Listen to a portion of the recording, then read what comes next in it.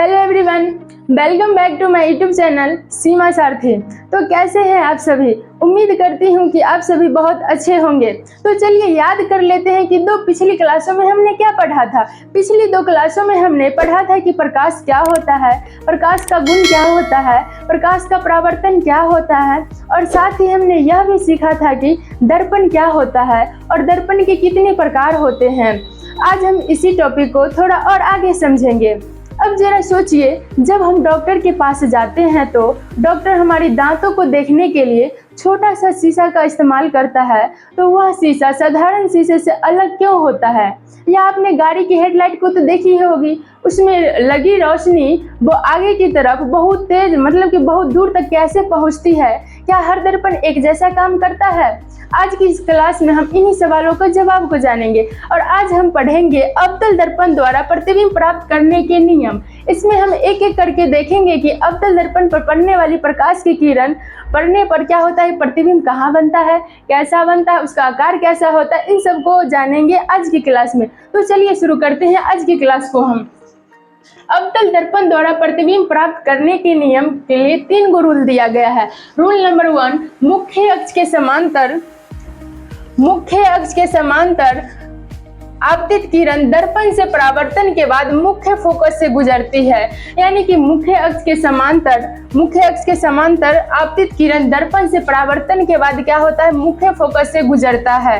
Rule number 1 था। अब rule number 2 में जानेंगे हम कि जब प्रकाश की किरण वक्ता केंद्र से गुजरता है तो परावर्तन के बाद उसी पथ पर वापस लौट जाता है। यानी जब प्रकाश की किरण क्या होगा, वक्ता केंद्र से गुजरेगा तो वह क्या होगा, प्रकाश क्या होगा, परावर्तन के बाद उसी पथ पर वापस लौट जाएगा। यानी जिस पथ से वह गुजरेगा उसी पथ पर क्या होगा, वापस लौट जाएगा। यह रूल नंबर 2 था।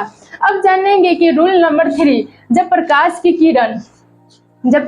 किरण मुख्य फोकस से आएगी तो वह परावर्तन के बाद मुख्य अक्ष के समांतर हो जाती है। यानी कि जब प्रकाश की किरण मुख्य फोकस से आएगी तो वह क्या होगा, परावर्तन के बाद मुख्य अक्ष के समांतर हो जाता है। यह रूल नंबर 3 था। यानी कि जब प्रकाश की किरण मुख्य अक्ष के समांतर आपतित किरण से परावर्तन के बाद आती है तो क्या होता है, वह फोकस से गुजर जाता है। और रूल नंबर 2 में होता है कि जब प्रकाश की किरण वक्ता केंद्र से गुजरता है तो वापस उसी पथ पर वक्ता केंद्र पर ही वापस लौट जाता है। और रूल नंबर 3 में है कि जब प्रकाश की किरण मुख्य फोकस से आएगी तो वह परावर्तन के बाद मुख्य अक्ष के समांतर हो जाता है। अब इसे नोट कर लीजिए।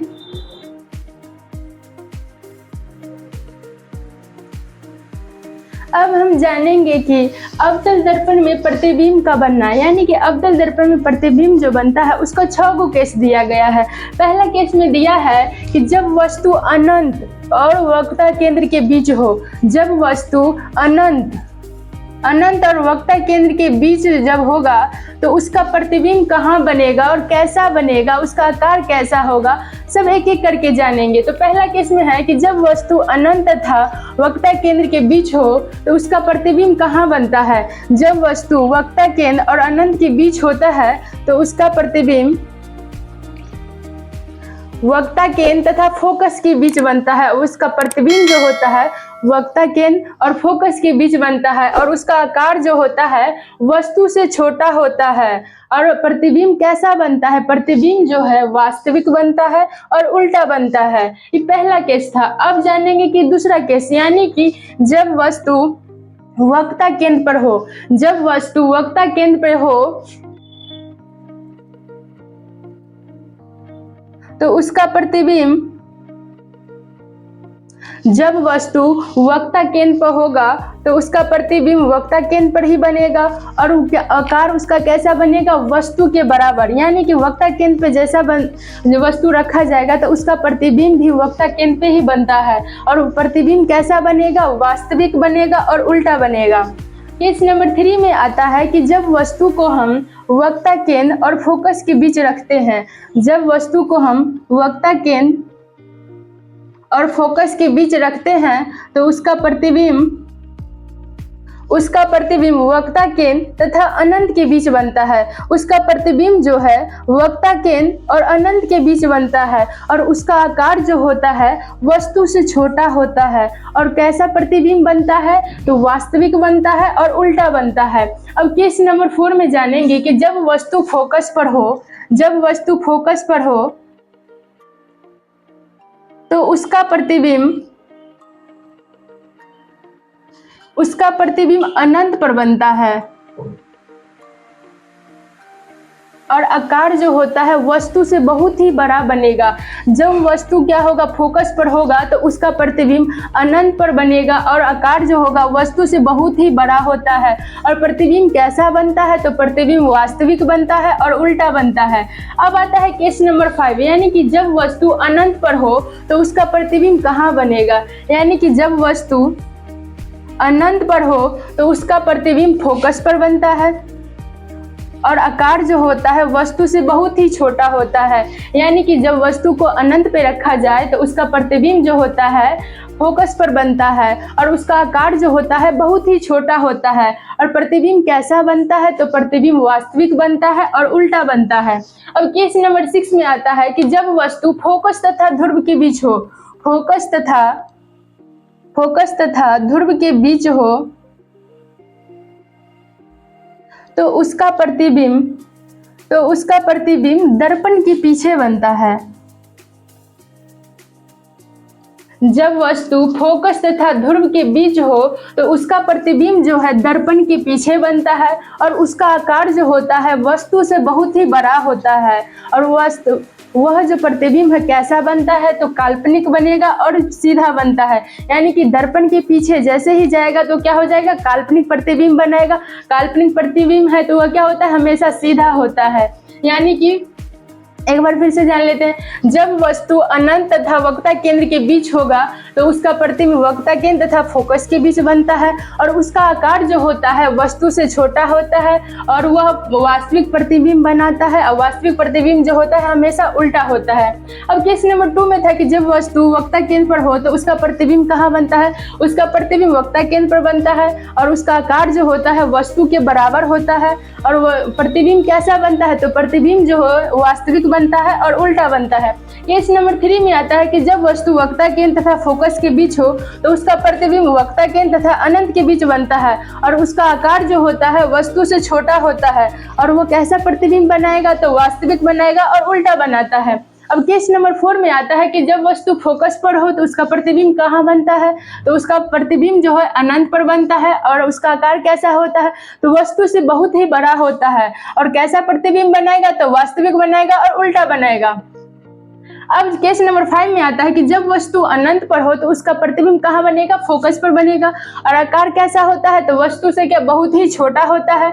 और कैसा प्रतिबिंब बनाएगा? तो वास्तविक बनाएगा और उल्टा है। वास्तविक होगा तो हमेशा उल्टा ही होता है।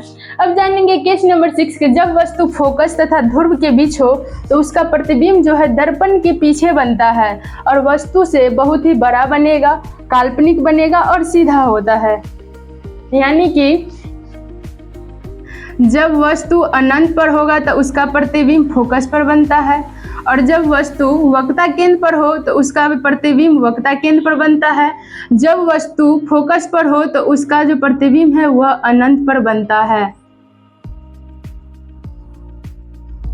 याद कर सकते हैं इसको ट्रिक के माध्यम से।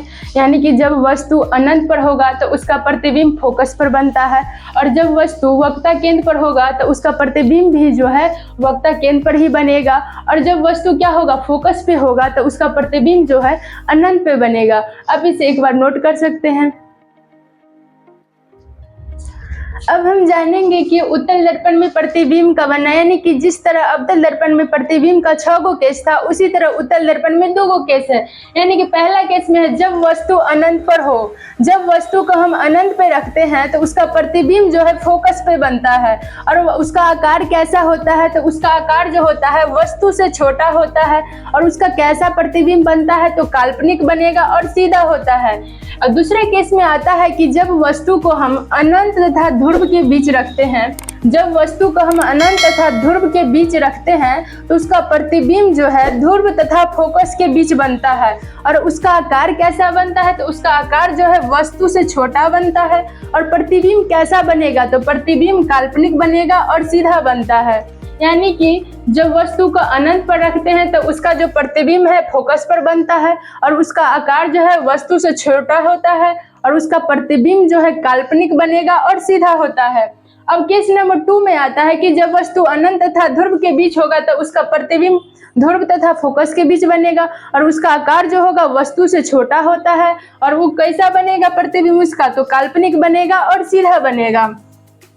अब हम जानेंगे कि अवतल दर्पण और उत्तल दर्पण का उपयोग कहाँ करते हैं। तो अवतल दर्पण का उपयोग हम हजामत के रूप में करते हैं, जहाँ क्या होता है कि दाढ़ी बनाते हैं, देखे होंगे उसके सामने जो शीशा होता है उसमें अवतल दर्पण का उपयोग करते हैं। अब दूसरा आता है कि नाक, कान, आंख, कान इत्यादि को क्या करते हैं, यानी डॉक्टर जो होता है हम जांचने के लिए आंख, कान, नाक को जांचने के लिए क्या होता है, अवतल दर्पण का उपयोग करता है। सौर कुकर में हम अवतल दर्पण का उपयोग करते हैं। गाड़ी की हेडलाइट में भी हम क्या करते हैं, परावर्तक सतह के रूप में हम अवतल दर्पण का उपयोग करते हैं। अब जानेंगे कि उत्तल दर्पण का उपयोग कहाँ करते हैं। गाड़ी के साइड मिरर में रूप में क्या करते हैं, उत्तल दर्पण का उपयोग करते हैं। यहाँ पे ध्यान से देखिए कि गाड़ी के हेडलाइट में हम परावर्तक सतह के रूप में अवतल दर्पण का उपयोग करते हैं, लेकिन गाड़ी के साइड मिरर में हम उत्तल दर्पण का उपयोग करते हैं। बिजली के खंभे में लगे बल्ब के परावर्तक सतह के रूप में हम उत्तल दर्पण का उपयोग करते हैं। यानी कि बिजली के जो खंभे में लगे होते हैं बल्ब, उसके परावर्तक सतह के रूप में भी हम उत्तल दर्पण का उपयोग करते हैं। दूरबीन के परावर्तक सतह के रूप में भी हम उत्तल दर्पण का प्रयोग करते हैं। यानी कि अवतल दर्पण का उपयोग, उत्तल दर्पण का प्रयोग का देख लिए। अब इसको आप एक बार नोट कर लीजिए।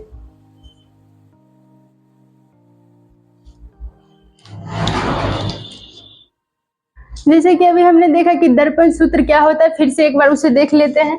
दर्पण सूत्र यानी कि वस्तु दूरी, फोकस दूरी तथा प्रतिबिंब दूरी के बीच जो संबंध होता है उसी को हम दर्पण सूत्र कहते हैं। जब 1/v + 1/u = 1/f, यानी कि इसी को हम दर्पण सूत्र कहते हैं। जहाँ v जो होता है प्रतिबिंब दूरी होता है, u जो होता है वस्तु दूरी होता है, f जो होता है फोकस दूरी होता है। यानी कि प्रतिबिंब दूरी, वस्तु दूरी और फोकस दूरी के बीच जो संबंध होता है उसे हम दर्पण सूत्र कहते हैं। अब हम जानेंगे कि आवर्धन क्या होता है। प्रतिबिंब की ऊंचाई तथा वस्तु की ऊंचाई के अनुपात को हम आवर्धन कहते हैं। यानी कि प्रतिबिंब की ऊंचाई और वस्तु की ऊंचाई के बीच के अनुपात को हम क्या कहते हैं, आवर्धन कहते हैं। आवर्धन को हम m से सूचित करते हैं और इसका मात्रक जो होता है नहीं होता है और इसका बीमा भी नहीं होता है। यानी कि इसका न तो मात्रक होता है और न ही बीमा होता है, यानी कि बीमाहीन होता है। प्रतिबिंब को जैसे हम m से सूचित करते हैं, प्रतिबिंब की ऊंचाई और वस्तु की ऊंचाई के अनुपात को हम आवर्धन कहते हैं। ऊंचाई, प्रतिबिंब की ऊंचाई को h से सूचित करते हैं और m को क्या करते हैं, नीचे वस्तु की ऊंचाई को h0 से सूचित करते हैं। यानी कि हम प्रतिबिंब की ऊंचाई को v लिख सकते हैं और वस्तु की ऊंचाई के u, यानी कि हम आवर्धन बराबर लिख सकते हैं m = -v/u। इसको लिख सकते हैं, या ये भी सही है और ये दोनों सही हो सकता है। ठीक है, दोनों सही है। यानी कि प्रतिबिंब की ऊंचाई और वस्तु की ऊंचाई के अनुपात को हम आवर्धन कहते हैं। सिंपल से डिफिनीशन है कि प्रतिबिंब की ऊंचाई और वस्तु की ऊंचाई के अनुपात को हम आवर्धन कहते हैं। इसे आप एक बार नोट कर लीजिए।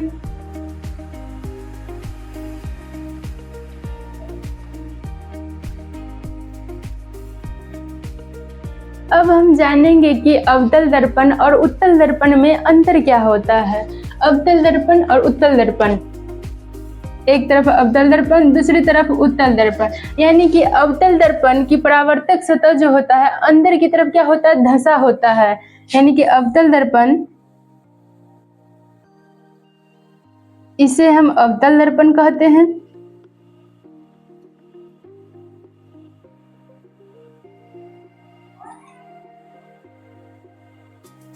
और इसे हम उत्तल दर्पण कहते हैं। यानी कि अवतल दर्पण की परावर्तक सतह धंसी होती है और उत्तल दर्पण की परावर्तिक सतह क्या होता है, उभरी हो रहती है। यानी कि अवतल सतह का जो परावर्तक सतह है ये क्या है, धंसा हुआ है, और उत्तल दर्पण का जो परावर्तक सतह क्या है, उभरा हुआ है। दूसरे में आता है कि अवतल दर्पण का जो फोकस होता है वास्तविक होता है, यानी कि अवतल दर्पण में जो फोकस होता है वह वास्तविक होता है, और उत्तल दर्पण का जो फोकस दूरी होता है वह काल्पनिक होता है। इसे हम अभिसारी दर्पण कहते हैं, यानी कि अवतल दर्पण को हम अभिसारी दर्पण कहते हैं और उत्तल दर्पण को हम अपसारी दर्पण कहते हैं। अवतल दर्पण में वास्तविक काल्पनिक दोनों प्रकार के प्रतिबिंब बनता है, और उत्तल दर्पण में क्या होता है, केवल काल्पनिक प्रतिबिंब बनता है। यानी कि अवतल दर्पण का परावर्तक सतह क्या होता है, धंसा होता है, और उत्तल दर्पण का जो परावर्तक सतह होता है उभरा हुआ होता है। अवतल दर्पण को हम अभिसारी दर्पण कहते हैं, उत्तल दर्पण को हम अपसारी दर्पण कहते हैं। अवतल दर्पण में वास्तविक प्रतिबिंब और काल्पनिक प्रतिबिंब दोनों प्रकार के बनते हैं, लेकिन उत्तल दर्पण में केवल काल्पनिक प्रतिबिंब।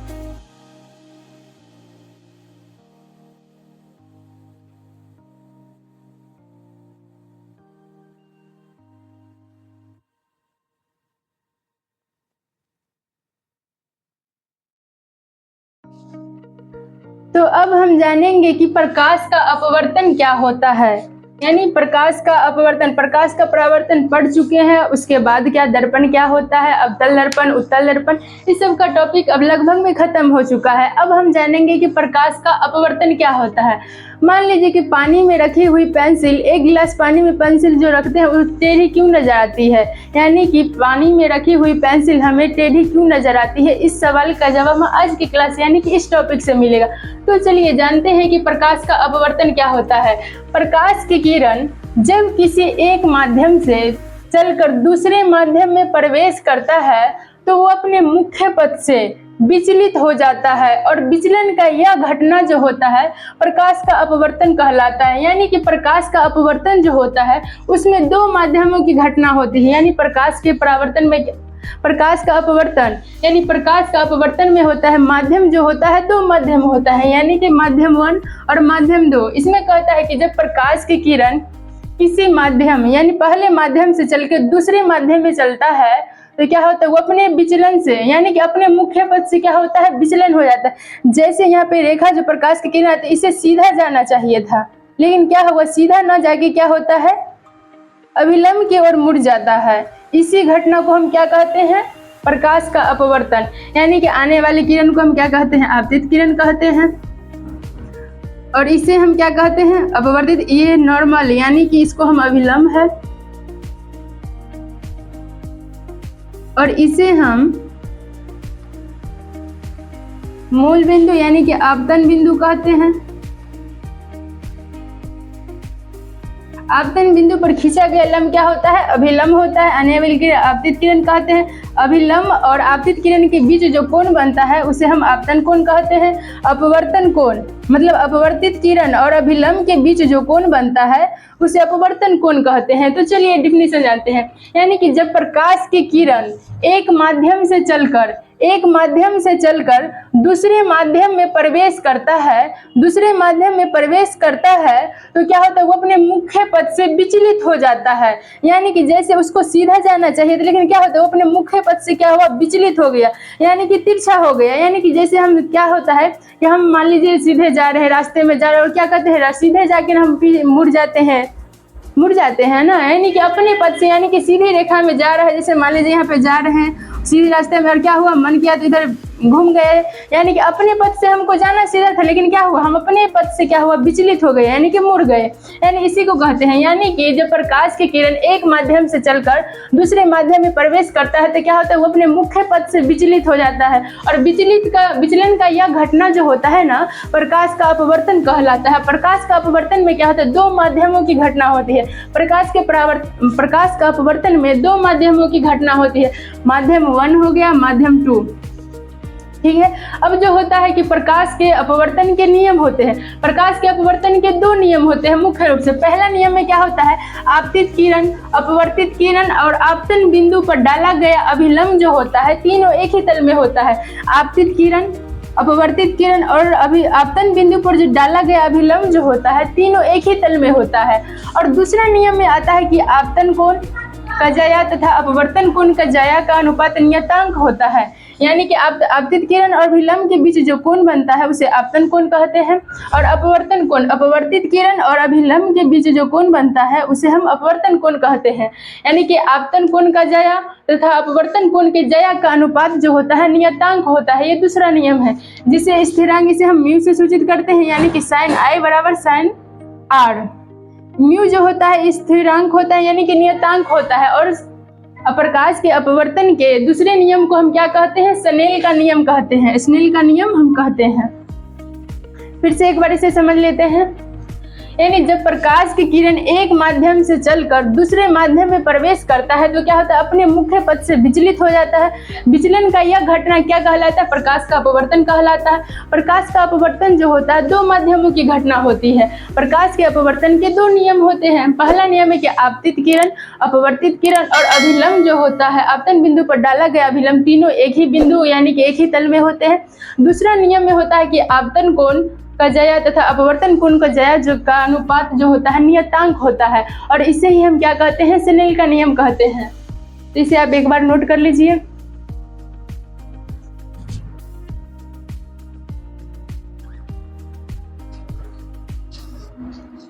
तो अब हम जानेंगे कि अपवर्तनांक क्या होता है। आपतन कोण का ज्या तथा आपतन कोण का ज्या तथा अपवर्तन कोण के ज्या का अनुपात ही अपवर्तनांक कहलाता है।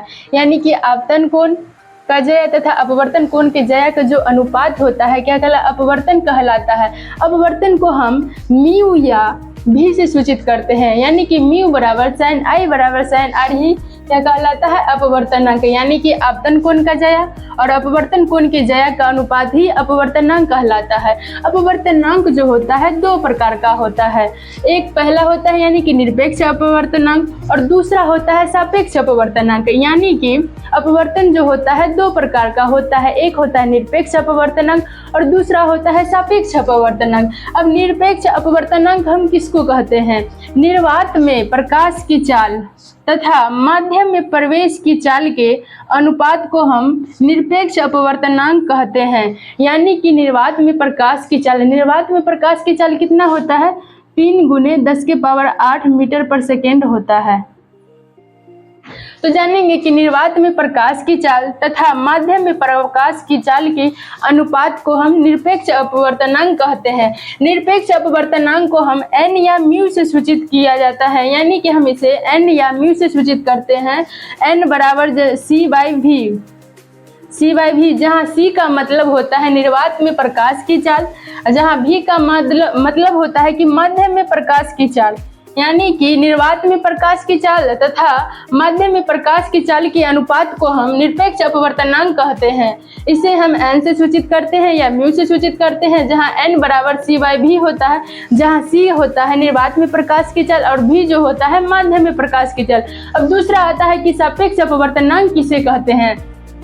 जब प्रकाश की किरण पहले माध्यम से चलकर दूसरे माध्यम में प्रवेश करती है, यानी कि जो प्रकाश की किरण होगा पहले माध्यम से चलेगा और दूसरे माध्यम में प्रवेश करता है, तो पहले माध्यम के सापेक्ष दूसरे माध्यम के अपवर्तनांक को हम सब क्या कहते हैं, सापेक्ष अपवर्तनांक। यानी कि जब प्रकाश की किरण पहले माध्यम से चलकर दूसरे माध्यम में प्रवेश करती है तो पहले माध्यम के सापेक्ष दूसरे माध्यम का अपवर्तनांक जो होता है सापेक्ष अपवर्तनांक कहलाता है।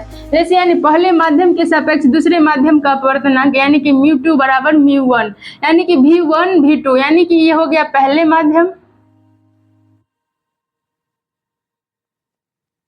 v2 यानी कि दूसरे माध्यम। पहले माध्यम के सापेक्ष दूसरे माध्यम का अपवर्तनांक सापेक्ष अपवर्तनांक कहलाता है। यानी कि पहले माध्यम के सापेक्ष दूसरे माध्यम का अपवर्तनांक जो होता है सापेक्ष अपवर्तनांक कहलाता है। अब हम जानेंगे कि विरल माध्यम क्या होता है। इसे एक बार फिर से समझेंगे कि विरल माध्यम यानी विरल माध्यम में होगा कि प्रकाश की चाल अधिक होता है और अपवर्तनांक जो होता है कम होता है। यानी कि विरल माध्यम में जो प्रकाश की चाल जो होता है अधिक होता है और अपवर्तनांक जो होता है कम होता है। यानी कि जानेंगे जब प्रकाश की किरण विरल माध्यम से सघन माध्यम में प्रवेश करता है, ये विरल माध्यम है और ये सघन माध्यम है। जब विरल माध्यम से सघन माध्यम में प्रवेश करता है तो वह अभिलंब की क्या होता है, अभिलंब की ओर झुक जाता है। अभिलंब हो गया ये, इसके बाद क्या होता है, इसे सीधा जाना चाहिए था लेकिन सीधे न जाके क्या होता है, अभिलंब की ओर झुक जाता है। उसी तरह सघन माध्यम में क्या होता है कि प्रकाश की चाल जो होता है कम होता है और अपवर्तनांक अधिक होता है। जब प्रकाश की किरण जो होता है सघन माध्यम से विरल माध्यम में प्रवेश करता है तो वह अभिलंब से दूर भागता है। यानी कि जब सघन माध्यम से विरल माध्यम में प्रवेश करता है तो यह अभिलंब से क्या होता है, दूर भागता है। इसी को हम क्या कहते हैं, सघन माध्यम कहते हैं। एक बार दोनों में समझ लेते हैं।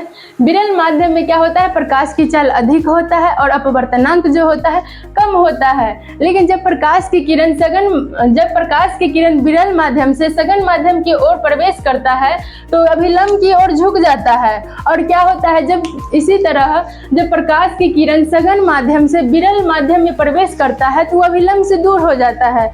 यानी कि विरल माध्यम से सघन माध्यम में प्रवेश करेगा तो वह अभिलंब से क्या होगा, अभिलंब की ओर झुक जाता है।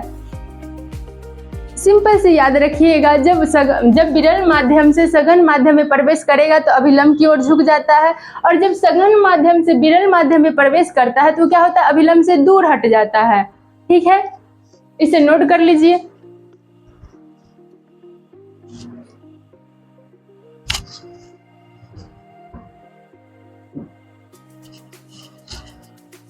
अब हम जानेंगे कि पार्श्विक विस्थापन क्या होता है। पार्श्विक विस्थापन क्या होता है, जब किसी कांच के स्लैब से, ये क्या है, मान लीजिए कि कांच का एक स्लैब दिया हुआ है जिसे हम ABCD मान लिए हैं, कांच का स्लैब। यानी कि जब किसी कांच के स्लैब से प्रकाश की किरण को भेजा जाता है, यानी कि जब प्रकाश की किरण को भेजा जाता है तो आपतित किरण के बढ़ाए हुए भाग और निर्गत किरण के बीच में जो लंबवत दूरी होती है उसे हम पार्श्विक विस्थापन कहते हैं। यानी कि कांच का एक स्लैब लिया गया है, उसमें कहते हैं जब प्रकाश की किरण को भेजा जाता है, यानी जब प्रकाश की किरण को भेजा जाता है तो वह क्या होता है, आपतित किरण के बढ़ाए, इसे आपतित किरण कहते हैं। इसे हम आगे बढ़ाते हैं और बढ़ाए हुए भाग और निर्गत किरण, इसे सीधा जाना चाहिए तो इसे हम कहते हैं निर्गत किरण। यानी कि आपतित किरण के बढ़ाए भाग और निर्गत किरण के बीच जो लंबवत दूरी होती है उसी को हम कहते हैं पार्श्विक विस्थापन। यानी कि जब किसी कांच के स्लैब से प्रकाश की किरण को भेजा जाता है और आपतित किरण के बढ़ाए हुए भाग और निर्गत किरण के बीच जो लंबवत दूरी होती है उसी को हम पार्श्विक विस्थापन कहते हैं। अब जानेंगे कि पार्श्विक विस्थापन जो होता है किन किन बातों पर निर्भर करता है। पार्श्विक विस्थापन निम्न बातों पर जो होता है निर्भर करता है, जिसमें से कांच का स्लैब के मोटाई का सीधा समानुपाती होता है। पार्श्विक विस्थापन जो होता है कांच के स्लैब के मोटाई का जो होता है सीधा समानुपाती होता है। यह आपतन कोण का सीधा समानुपाती होता है। पार्श्विक विस्थापन जो होता है वो आपतन कोण का सीधा समानुपाती होता है। यह अपवर्तनांक के बढ़ाने से बढ़ जाता है। यदि हम अपवर्तनांक को बढ़ाएंगे तो पार्श्विक विस्थापन क्या हो जाएगा, बढ़ जाएगा। यानी कि कांच के स्लैब की मोटाई का सीधा समानुपाती होता है, आपतन कोण का सीधा समानुपाती होता है और अपवर्तनांक के बढ़ाने से क्या होता है, यह भी बढ़ जाता है। अब हम जानेंगे कि लेंस क्या होता है। लेंस कांच का वह पारदर्शी टुकड़ा है जिसका कम से कम एक सतह क्या होना चाहिए, वक्र होना चाहिए, उसी को हम क्या कहते हैं, लेंस कहते हैं। यानी लेंस कांच का वह पारदर्शी टुकड़ा जिसका कम से कम एक भाग वक्र हो उसे हम लेंस कहते हैं। लेंस जो होता है वह दो प्रकार का होता है, एक होता है उत्तल लेंस, दूसरा होता है अवतल लेंस। अब उत्तल लेंस किसे कहते हैं, वैसा लेंस जिसका बीच का भाग मोटा होता है तथा किनारे का भाग जो होता है पतला होता है, उसी को हम क्या कहेंगे, लेंस। जब हम दो लेंस लेते हैं तो इसके बीच के भाग से क्या निकलता है, उत्तल लेंस निकलता है, इसको हम कहते हैं उत्तल लेंस। यानी कि वैसा लेंस जिसका बीच का भाग क्या होगा, मोटा होगा तथा किनारे का भाग पतला होगा, उसी को क्या बोलेंगे हम, उत्तल लेंस। अब जानेंगे कि अवतल लेंस क्या होता है। वैसा लेंस जिसका बीच का भाग पतला हो तथा किनारे का भाग जो होता है मोटा होता है, उसे हम अवतल लेंस कहते हैं। जब हम दो लेंस लेते हैं तो क्या होता है, इसके बीच के भाग क्या होता है, अवतल लेंस होता है। यानी कि वैसा लेंस जिसका बीच का भाग क्या होगा, पतला होगा और तथा किनारे का भाग जो होगा मोटा होगा, उसी को हम क्या कहेंगे, अवतल लेंस। तो आसान भाषा में समझेंगे कि जिसका वैसा लेंस जिसका बीच का भाग क्या होगा, मोटा होगा तथा किनारे पर पतला होगा, उसे हम उत्तल लेंस कहते हैं। और वैसा लेंस जिसका क्या होगा, बीच का भाग पतला होगा और क्या हो, किनारे का भाग मोटा होगा, उसको हम कहेंगे अवतल लेंस। ठीक है, तो यहाँ तक अब नोट कर लीजिए।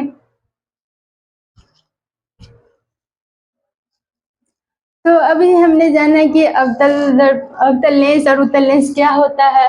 अब उसी तरह हम जानेंगे कि लेंस के कुछ महत्वपूर्ण बातें, यानी कि लेंस में क्या क्या महत्वपूर्ण बातें होती है वो जानेंगे। तो चलिए जानते हैं कि लेंस के कुछ महत्वपूर्ण बातें, यानी कि लेंस में वक्रता केंद्र किसको कहते हैं। लेंस जिस दो गोले से बना होता है उसके केंद्र को हम क्या कहते हैं, वक्रता केंद्र कहते हैं। लेंस जिस दो गोले से बना होता है, जैसे यहाँ पे लेंस जो होता है दो गोले से बना होता है और उसके क्या होता है, उसके केंद्र को वक्रता केंद्र कहते हैं। इसको केंद्र को क्या कहते हैं, हम वक्रता केंद्र कहते हैं।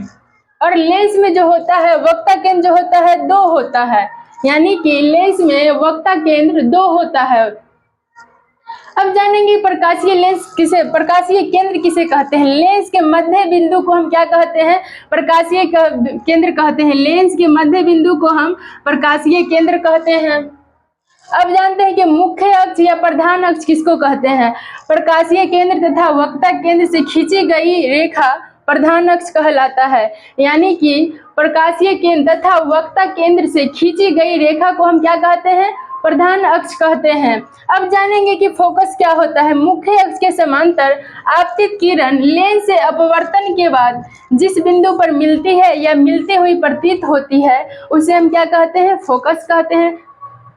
फोकस जो होता है दो प्रकार का होता है, फर्स्ट फोकस और सेकेंड फोकस।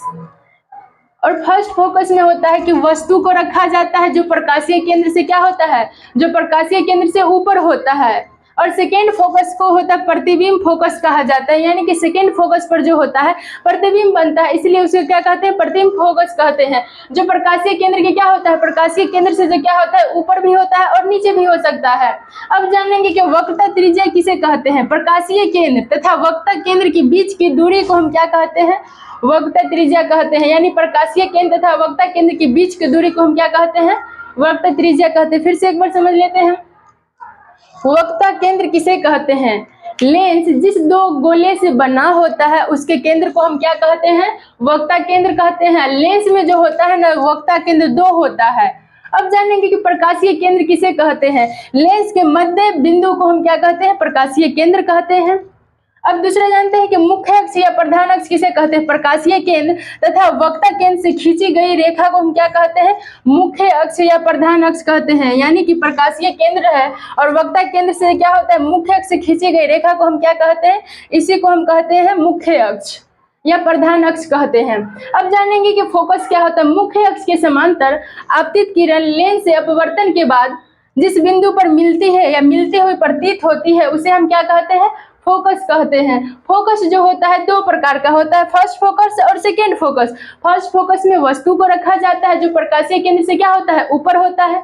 और सेकेंड फोकस में होता है कि प्रतिबिंब फोकस कहा जाता है। यानी सेकेंड फोकस पर जो होता है प्रतिबिंब बनता है, इसलिए उसको प्रतिबिंब फोकस कहा जाता है। और प्रतिबिंब फोकस जो होता है, यानी सेकेंड फोकस जो होता है प्रकाशीय केंद्र के ऊपर तथा नीचे दोनों मतलब हो सकता है। अब जानेंगे वक्रता त्रिज्या किसे कहते हैं। प्रकाशीय केंद्र तथा वक्रता केंद्र के बीच की दूरी को हम क्या कहेंगे, वक्रता त्रिज्या कहेंगे। इसे आप एक बार नोट कर लीजिए।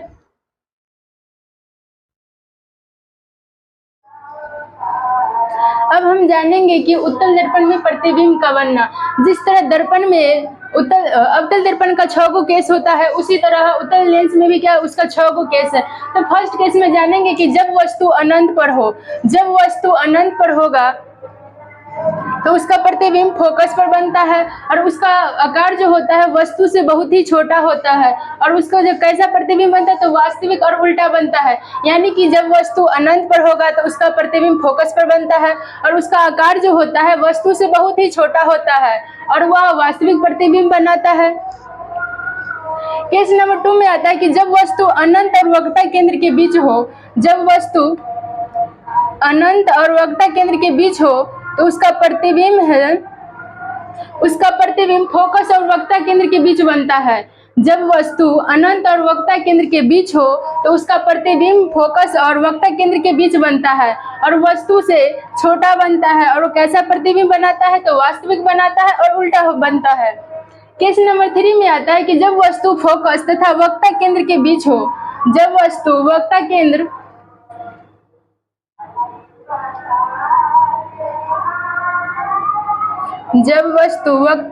और फोकस के बीच हो तब उसका प्रतिबिंब वक्रता केंद्र और अनंत के बीच बनता है।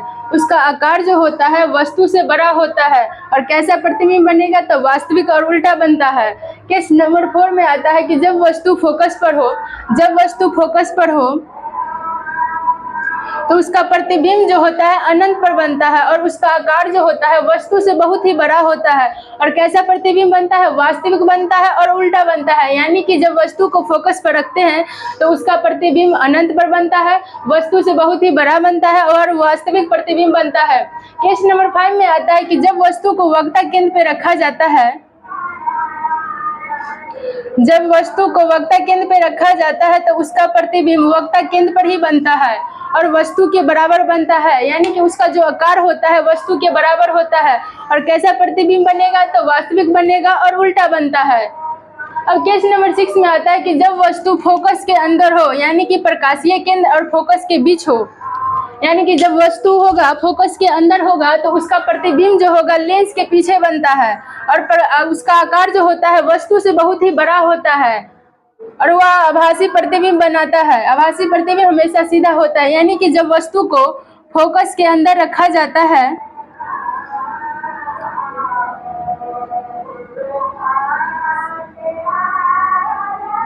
तो उसका प्रतिबिंब लेंस के पीछे बनता है और उसका जो आकार होगा वस्तु से बहुत ही बड़ा होगा और वह आभासी प्रतिबिंब को बनाता है।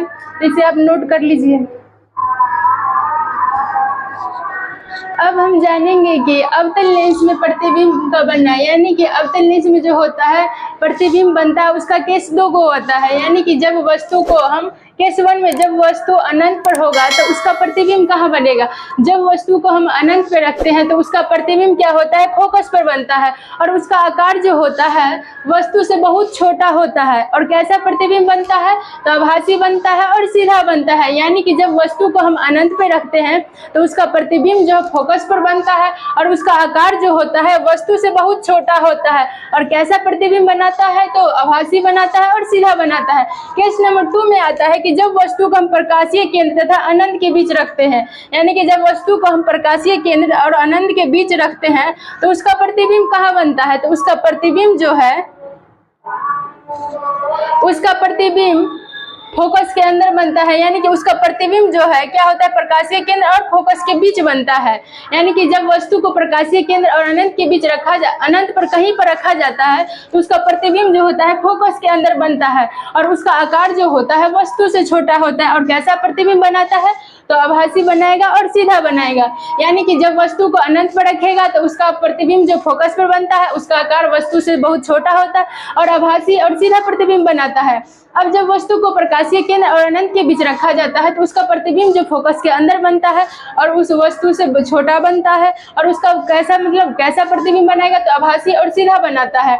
अब हम जानेंगे कि लेंस सूत्र क्या होता है। जिस तरह दर्पण में दर्पण सूत्र था अब उसी तरह लेंस में लेंस सूत्र है। यानी कि लेंस में फोकस दूरी, प्रतिबिंब दूरी और वस्तु दूरी के बीच जो संबंध होता है उसी को हम लेंस दूरी कहते हैं। यानी कि 1/f बराबर 1/v माइनस 1/u। यानी दर्पण सूत्र में क्या था यहाँ पे प्लस था और लेंस में क्या होगा माइनस होगा।